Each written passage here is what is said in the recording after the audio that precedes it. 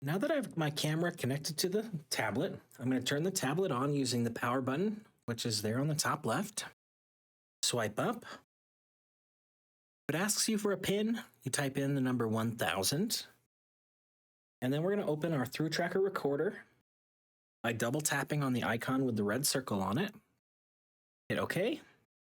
And tap on the small square in the top right corner to expand our app. I'm going to go into Settings. And there's a number of settings you can adjust here. The main one I like to change is the session label. And I like to put in the location name. It's going to keep whatever you type in there, and it's going to add the year and the date and the time of the beginning of your recording.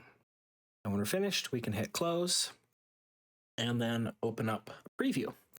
If you're not seeing a preview, the most likely reason is that your camera is turned off. You need to make sure the camera is powered on itself. By default, it's going to make an adjustment that typically makes the background a little bit brighter, or sometimes quite a bit brighter than I like it to be. And to change that, you can go into camera tuning, and this allows you to adjust the brightness and contrast settings. To my knowledge, this is the only way to do this, which is using the ThruTracker Recorder app. You cannot do this in the camera itself or on Flir's software. Now this is already looking much better, but I am going to make it a little bit less contrast. So I'm going to drop the contrast down pretty much as far as it's going to go. And we just want that background as uniform as possible and a dark gray. So that's still a little bit brighter than I'd like. So I'm going to drop it down some, the brightness that is. And that's looking great. So now you can test this by having your camera or a heat pack or somebody walk in front of your field of view. And that's exactly what you're looking for, which is a nice bright target on a nice dark background. Now that we have our settings adjusted, I'm going to close the camera tuning. We can start the recording and go into full screen mode if we want to watch the action.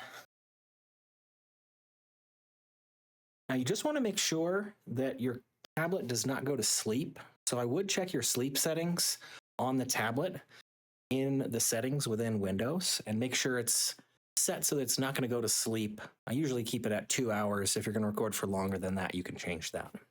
It is okay for the screen to turn off. Just want to make sure it's not going to sleep. I'm going to exit full screen.